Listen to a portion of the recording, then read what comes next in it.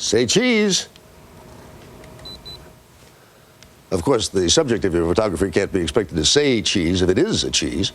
Still, it's pretty hard to take a bad picture of any sort of subject these days, not with all the new digital cameras out there. I've been on a photo foray. Trust me, I am not a photographer. But here's a sampling. This is Tom Harris, our head writer here at Sunday Morning. David Bagat, one of our many talented editors. He put together last Sunday's Points West broadcast. And here's Ed Forgetson, the coordinating producer of that very same show. And now, I'm going to take a picture of you. Say cheese. Don't worry, I promise I'm not going to show that to anybody. But you know, it turns out digital photography is a snap. David Pogue, a new face for us who covers technology for the New York Times, helps to picture the possibilities. They say we're living in the digital age, but that's an exaggeration. Okay, we do listen to music on digital CDs, and maybe even watch movies on digital DVDs. But in the rest of our lives, we still get our pictures and our sound pretty much the way we always have. Unless you're some kind of early adopter gadget freak, your telephone, radio, and TV still deliver the goods the old-fashioned way. Cheap and reliable, but not digital. But one digital gadget has just made a successful crossover from nerd toy to mainstream favorite, the digital camera. Americans bought 7.5 million of these babies last year. Okay, about half of those are sitting here in my office right now, but you get the picture. Hey, Mo. Hey, Mo. Once you've played with one of these things, it's pretty easy to get excited about them. Of course, gadget freaks like me get excited about anything with batteries and a carrying strap, but that's another story. A digital camera is all about instant gratification. You don't have to wait for developing to see your pictures. The little screen shows you the picture you're about to take before you take it. And if you ruin a shot by getting your finger in the lens or hiccuping just at the wrong moment, no problem. You can delete the picture right off the camera. Nobody ever needs to know just how amateur an amateur photographer you really are. And you never buy film because your pictures are stored on a memory card that you can use over and over again. And the quality is incredible. Here's an enlargement I printed at home on an inkjet printer, and here's the same shot developed by a camera shop. Can you tell the difference? Here's a hint. The one that chopped off my kid's head came from the camera shop. But a lot of digital camera owners don't even bother making printouts. For them, the fun is all on the computer screen. If there's nothing good on TV some night, you can have some friends over for a little slideshow. You can send out pictures by email, or even turn them into a web page for 200 million people to admire. Or you can use one picture as your computer screen background. Just try to keep your files out of people's eyes. Of course, some people get nervous at the prospect of connecting a camera to a computer.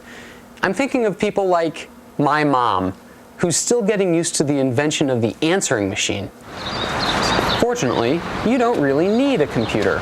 If you're more comfortable doing things the traditional way, you can drop off your camera's memory card at any of 3,000 camera stores.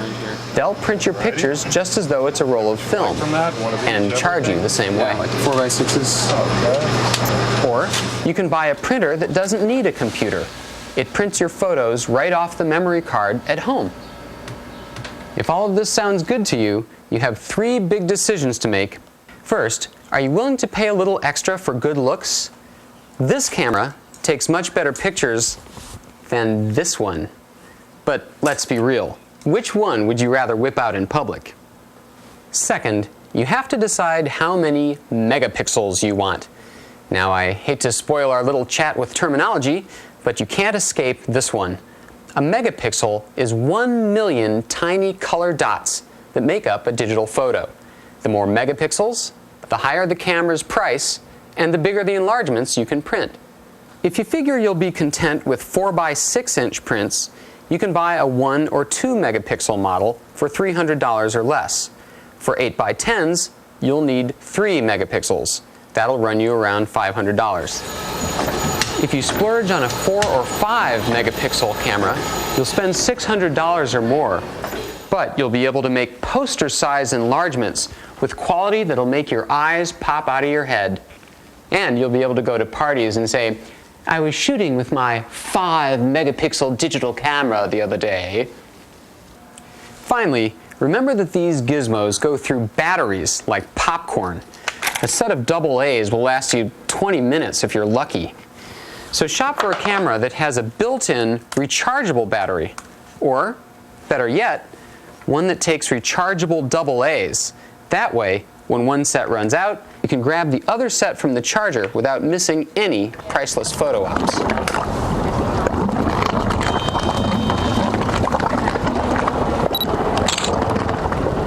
Oh, and while you're out spending money, pick up a bigger memory card. It'll cost you another $60 or so, but it'll gain you a lot of freedom. The little starter card that comes with the camera holds only about 6 or 8 pictures, which is great as long as you only go on really short vacations. And then you'll be all set, and you won't wind up with dusty envelopes filled with prints in the attic that nobody ever looks at. And best of all, you'll have something fun to do while you wait for the rest of the world to go digital.